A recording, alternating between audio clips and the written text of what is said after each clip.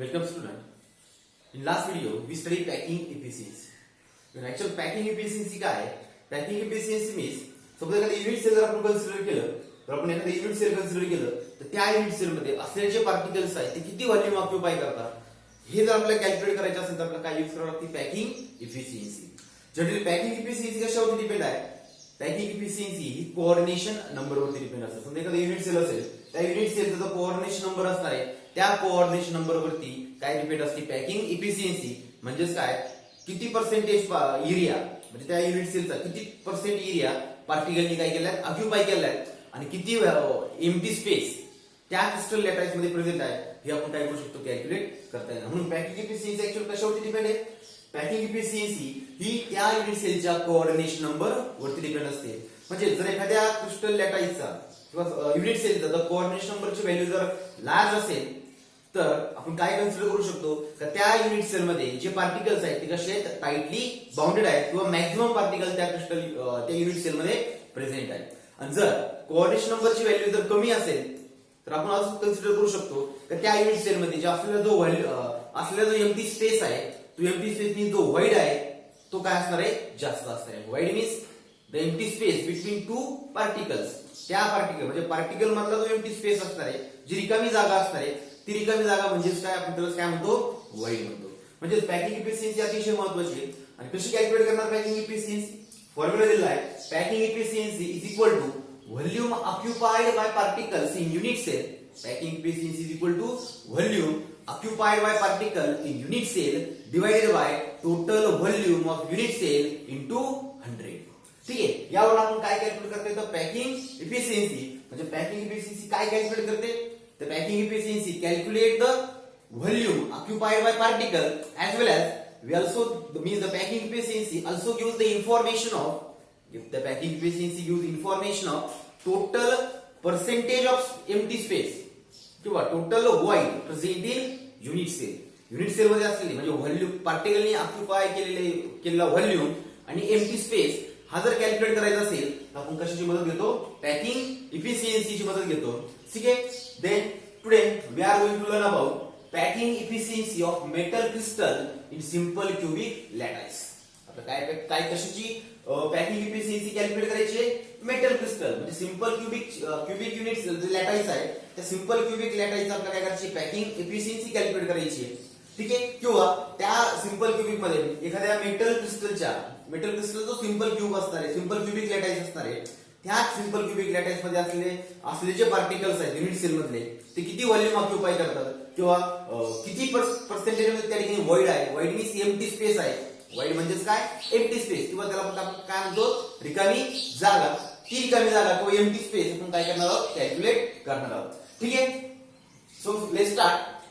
The packing efficiency of metal crystal in simple cubic lattice is obtained by different steps. जर आपल्याला metal क्रिस्टलचा जो simple cubic lattice आहे तर त्याची जर आपल्याला पॅकिंग इफिशियन्सी जर कॅल्क्युलेट करायची असेल तर आपण काय करणार डिफरंट स्टेप यूज करणार. For example step first is radius of sphere. Step second is volume of sphere radius of sphere. Okay. Then volume of sphere. Third आहे total volume of particle in unit cell. आणि last step आहे packing efficiency. या 4 step केल्यानंतर आपल्याला काय मिळणार आहे packing efficiency मिळणार. कुणाची? मेटल क्रिस्टलची. कुठे? सिंपल क्यूबिक लॅटाईस मध्ये. ठीक आहे. तर स्टार्ट करूया. पहिली स्टेप बघायची आपल्याला.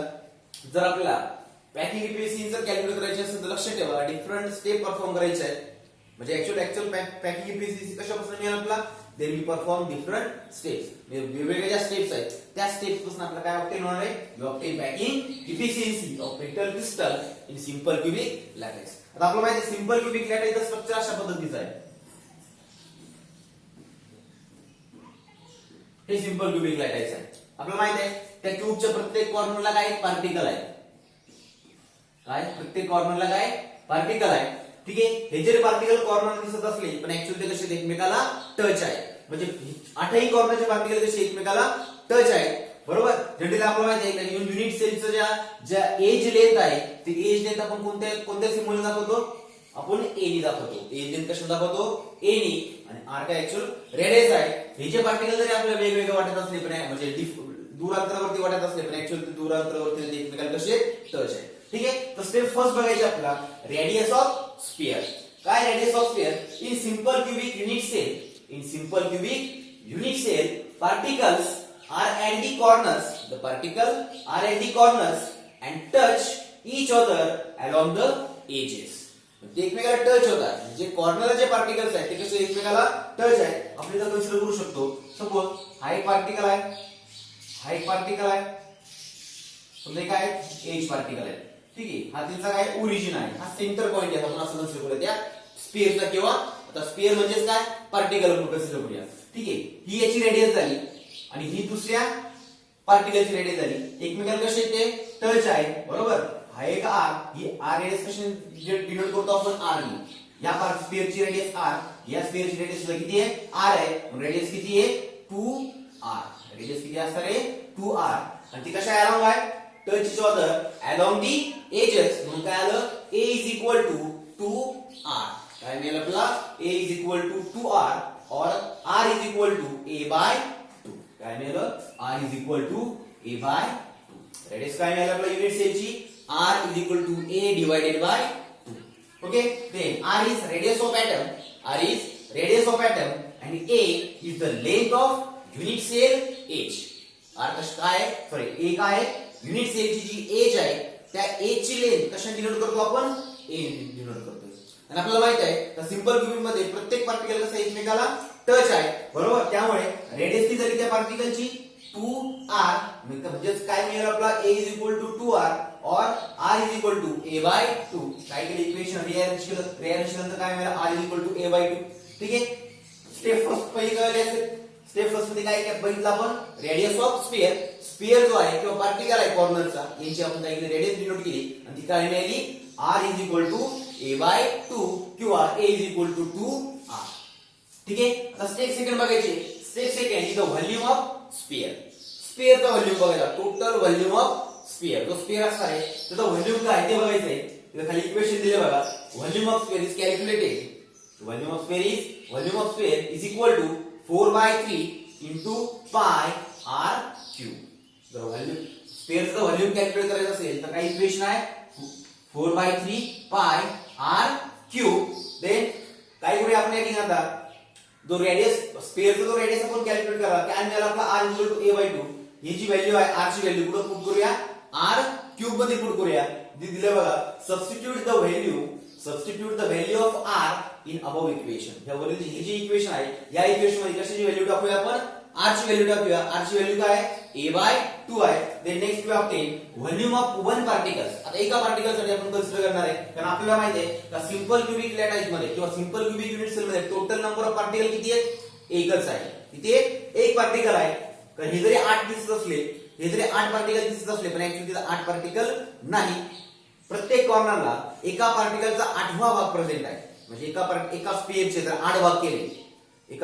8 भाग केले तर त्या 8वा जो भाग असणार आहे तो 8वा भाग कुठे प्रेझेंट असतो या कॉर्नरला प्रेझेंट असतो. अशा 8 जर भाग एकत्र केले तर किती पार्टिकल तयार होतो एक पार्टिकल तयार होतो. म्हणून सिंपल क्यूबिक लॅटिस मध्ये नंबर ऑफ पार्टिकल किती आहे एक आहे. म्हणून आपण व्हॉल्यूम सुद्धा किती पार्टिकलचा कॅल्क्युलेट करणार एकाच पार्टिकलचा कॅल्क्युलेट करणार. मग काय मिळेल आपला volume of one particle is equal to 4/3 pi a ची व्हॅल्यू r ची व्हॅल्यू पुट केली a by 2 ब्रॅकेट क्यूब. ठीक आहे, देन फायनल काय मिळेल आपला पाय a cube divided by 6.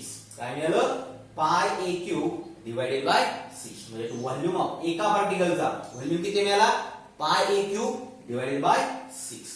Okay, step third आहे. स्टेप थर्ड मध्ये काय बघायचं आपल्याला step third the total volume of particle. आता एका पार्टिकल आपण टोटल व्हॉल्यूम काढायचा कोणाचा त्या पार्टिकलचा. काय no we know the simple cubic unit cell has only one particle. आपल्याला माहित आहे तर सिंपल क्यूबिक युनिट सेल आहे त्याच्यामध्ये किती पार्टिकल आहे टोटल एकच पार्टिकल आहे. देन आता व्हॉल्यूम सुद्धा कोणाचं काढावं लागणार आहे म्हणजे जे पार्टिकल असणार आहेत कॉर्नरला ते ऍक्च्युअल काय एकमेकाला टच आहेत. आणि सिंपल क्यूबिक लॅटिस मध्ये टोटल पार्टिकल किती आहे एकच आहे. म्हणून आपल्याला काय कॅल्क्युलेट करावं लागेल volume occupied by particle in unit cell. Volume occupied by particle किती येईल म्हणतो एवढाच व्हॉल्यूम असणार आहे. किती येतो पाय a cube divided by 6.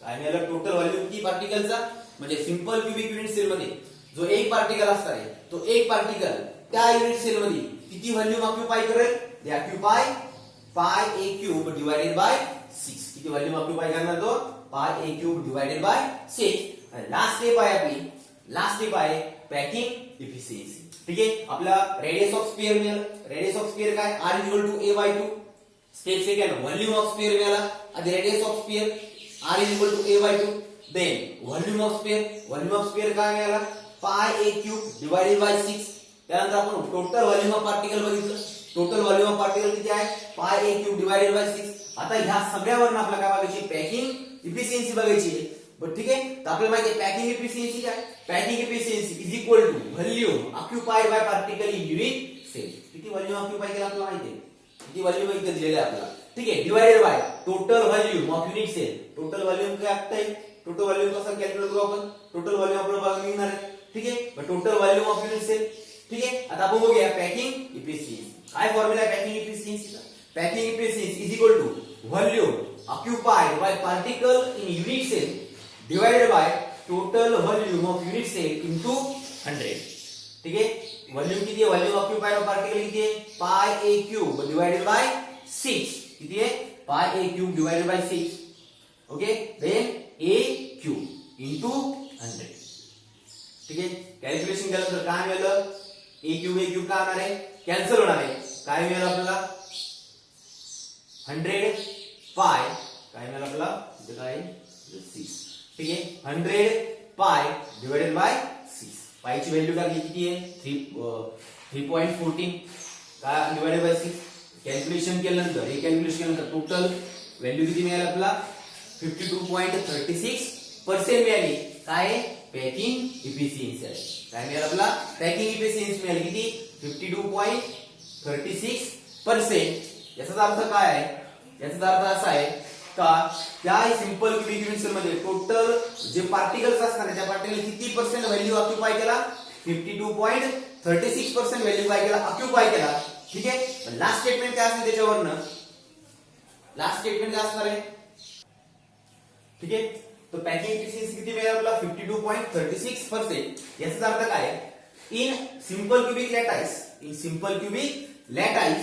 52.36% of total space 52.36% of total space is occupied by particles and म्हणजे टोटल 100% एरिया स्पेस पैकी 52.36% कुणी ऑक्युपाय केला पार्टिकलने ऑक्युपाय केला आणि जो उरलेला जो स्पेस आहे किती आहे तो 47.64 कसं मिळालं 100 मधून 52.36 काय केलं मायनस केलं काय शिल्लक राहील 47.64% हा काय आहे एम्प्टी स्पेस आहे म्हणजे या ठिकाणी पार्टिकल प्रेझेंट नाही मीन्स टोटल 100% व्हॅल्यू पैकी सिंपल क्यूबिक युनिट सेल मध्ये 52.36% एरिया काय केला ऑक्युपाय केला एका पार्टिकलनी आणि 47.64% काय एम्प्टी स्पेस आहे म्हणजेच काय त्या सिंपल क्यूबिक युनिट सेल मध्ये असलेला व्हॉइड आहे ठीक आहे या 4 स्टेप्स आहेत या 4 स्टेपच्या मदतीने आपण काय करू शकतो पॅकिंग इफिशियन्सी आपला मेटल क्रिस्टलची इन सिंपल क्यूबिक लॅटाइस यामध्ये काय करते ते कॅल्क्युलेट करते ते स्टेप फर्स्ट आहे रेडियस ऑफ स्फियर रेडियस कसं मिळेल कारण पार्टिकल एकमेकांच्या जवळ आहे r मीन्स 2r ठीक आहे त्यानंतर step second volume of sphere step third total volume of particle आणि लास्ट स्टेप आहे पॅकिंग इफिशियन्सी त्यावर आपण काय करू शकतो पॅकिंग इफिशियन्सी कॅल्क्युलेट करता